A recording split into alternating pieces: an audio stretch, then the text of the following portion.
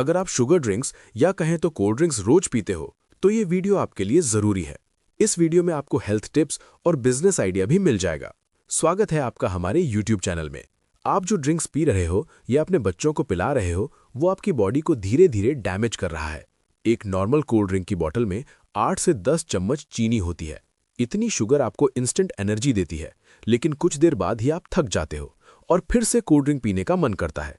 हम टेस्ट के चक्कर में हेल्थ को इग्नोर कर देते हैं, लेकिन जब तक प्रॉब्लम समझ आती है तब तक देर हो जाती है। तो पहले जानते हैं ये ड्रिंक्स बनती कैसे हैं।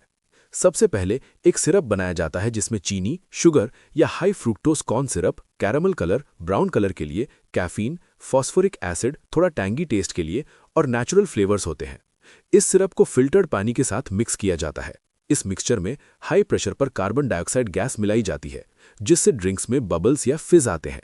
फिर इसे बॉटल्स या कैंस में फिल करके सील कर दिया जाता है। कैफीन एक नेचुरल स्टिमुलेंट है जो दिमाग और शरीर को कुछ समय के लिए ज्यादा अलर्ट और एक्टिव बना देता है। ये कहाँ मिलता है? चाय, कॉफी, कोका कोला जैसे सॉफ्ट ड्रिंक्स, एनर्जी ड्रिंक्स में पाया जाता है। तो ये शरीर में क्या करता है? कम मात्रा में फायदे हैं। नींद कम करता है, जागे रहने में मदद, दिमाग अलर्ट करता है, थोड़ी एनर्जी बढ़ाता है। ज्यादा लेने पर नुकसान भी है। दिल की धड़कन तेज हो सकती है, घबराहट यानी एंजाइटी, नींद खराब करता है। इसकी आदत भी या डिपेंडेंसी लग सकती है। कैफीन बनता कैसे है? कैफीन ज्यादातर प्लांट्स में नेचुरली बनता है, जैसे कॉफी प्लांट या टी प्लांट। प्लांट्स कैफीन इसीलिए बनाते हैं ताकि कीड़े यानी इंसेक्ट्स उनसे दूर रहें। आजकल जो कैफीन ड्रिंक्स में जाता है, जैसे कोका कोला, वो अक्सर फैक्ट्री में तैयार किया जाता है। इन ड्रिंक्स में शुगर कितनी होती है?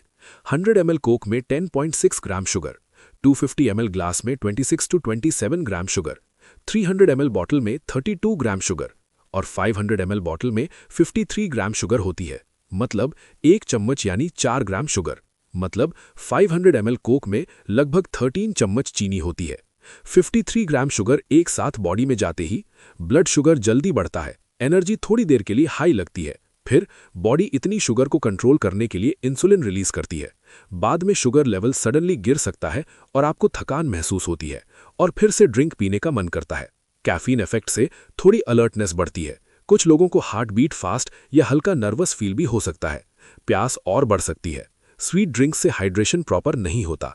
खासकर बच्चों को ये बात नहीं समझ आती है, इसलिए बच्चों को इससे दूर रखें। अगर रोज या बार बार पीते हो तो वेट गेन यानी मोटापा बढ़ सकता है। एक्स्ट्रा कैलोरीज फैट में कन्वर्ट होती हैं। डायबिटीज का रिस्क बढ़ता है। हाई शुगर इंटेक से इंसुलिन रेजिस्टेंस हो सकता है। दांतों का डैमेज भी हो सकता है। शुगर प्लस एसिड मतलब कैविटीज और एनामल यानी दांतों की आउटर लेवल वीक होती है। कैविटीज यानी कीड़े लगना, दांतों में सेंसिटिविटी, दांत कमजोर और पीले होना ऐसे लक्षण दिखाई दे सकते हैं। हार्ट प्रॉब्लम्स यानी ज्यादा शुगर से हार्ट डिजीज का रिस्क बढ़ता है। बॉडी में फैट जमा होता है, ब्लड में ट्राइग्लिसराइड्स फैट बढ़ते हैं। ब्लड प्रेशर भी बढ़ता है, हार्ट पर प्रेशर बढ़ता है और आर्टरीज ब्लॉक होने लगती हैं। कभी कभी 500 ml कोक पीना ठीक है, लेकिन रोज कोक पीना बॉडी के लिए हार्मफुल हो सकता है। रोज कोक या सॉफ्ट ड्रिंक अवॉइड करो। पानी, नींबू पानी, नारियल पानी बेहतर है। मीठा कम करो। इतना हार्मफुल होने के बाद भी हमारे फेवरेट बॉलीवुड एक्टर इसे प्रमोट क्यों करते हैं? चलिए जानते हैं। सीधी बात यह है कि बॉलीवुड एक्टर्स ये प्रोडक्ट्स इसीलिए प्रमोट करते हैं क्योंकि ये बिजनेस डील होती है, हेल्थ एडवाइस नहीं। इतना पैसा होने के बाद भी एक्टर्स प्रमोट क्यों करते हैं? पैसा। एंडोर्समेंट डील्स बड़ी कंपनीज जैसे कोका कोला कंपनी एक्टर्स को करोड़ों रुपए देती है। एक ऐड के लिए ही बहुत बड़ा पेमेंट मिलता है। शाहरुख खान, सलमान खान जैसे एक्टर्स को 4 से 10 करोड़ एक डील के लिए मिलते हैं। मिड लेवल एक्टर्स को 1 से 3 करोड़ मिलते हैं और नए या छोटे एक्टर्स को 10 से 50 लाख मिलते हैं। ये उनके लिए एक इनकम सोर्स होता है। एक डील यानी ये कॉन्ट्रैक्ट 1 से 2 साल का होता है। अगर कोई एक्टर सॉफ्ट ड्रिंक ब्रांड का फेस बनता है तो उसे साल भर में 5 से 15 करोड़ तक भी मिल सकते हैं। इससे ब्रांड वैल्यू बढ़ती है। जब कोई फेमस एक्टर जैसे शाहरुख खान या रणवीर सिंह किसी प्रोडक्ट को प्रमोट करता है तो लोग उस प्रोडक्ट पर ज्यादा ट्रस्ट करते हैं। कंपनीज इमोशनल एड्स बनाती हैं, जैसे फ्रेंडशिप, फन, कूलनेस एड्स में दिखाती हैं।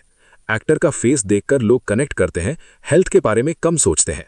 इंपॉर्टेंट रियलिटी ये है कि एक्टर खुद जरूरी नहीं कि रोज वो ड्रिंक पीता हो। उनका मेन गोल प्रोडक्ट बेचना होता है, हेल्थ बताना नहीं। एड्स में कंज्यूम इन मॉडरेशन जैसी बात इनडायरेक्टली होती है। रिस्पॉन्सिबिलिटी पूरी तरह एक्टर की नहीं होती, कंपनी की भी होती है। कंज्यूम इन मॉडरेशन का मतलब होता है सीमित मात्रा में इस्तेमाल करना, ज्यादा नहीं। इंडिया में कोका कोला कितना कंज्यूम होता है?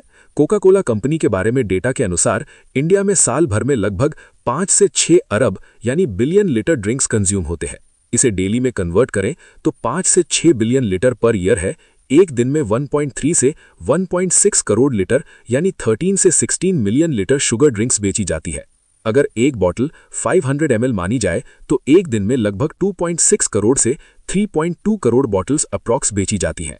हर दिन भारत में करोड़ों लोग कोका कोला की कंपनी के ड्रिंक्स पीते हैं। सिर्फ कोक नहीं, इसमें स्प्राइट, थम्स अप, फैंटा, माजा सब शामिल है। इंडिया में रोज लगभग 2 से 3 करोड़ कोका कोला की बॉटल्स अप्रॉक्स कंज्यूम होती हैं। मान लेते हैं 1 लीटर ड्रिंक 80 से 100 रुपए में बेची जाती है। अगर 100 रुपए पर लीटर माने तो 1.6 करोड़ लीटर इंटू 100 रुपीज मतलब 160 crore rupees per day. Bharat में रोज लगभग 130 करोड़ से 160 करोड़ रुपीस के कोका कोला प्रोडक्ट्स कंज्यूम होते हैं। अभी तो समर का टाइम है तो ये आंकड़ा बढ़ भी सकता है। कोका कोला इंडिया साल में लगभग 5,000 करोड़ कमाती है और उसमें से 600 करोड़ रुपए के आसपास प्रॉफिट बचता है। ये एक ही कंपनी नहीं है, इंडिया में और भी कंपनियां हैं। इंडिया में ड्रिंक कंपनीज की सालाना कमाई जानते हैं। जैसे पेप्सिको इंडिया का revenue 8,000 to 9,000 crore rupees per year है। कोक से ज्यादा स्ट्रॉन्ग मार्केट इसी कंपनी का है। पार्ले एग्रो का revenue 8,000 crore rupees per year है। ये कंपनी फ्रूटी एपी फिज ये प्रोडक्ट बनाती है जो बहुत पॉपुलर है। वीडियो अच्छी लगी हो तो लाइक, शेयर, कमेंट्स और सब्सक्राइब करें। धन्यवाद।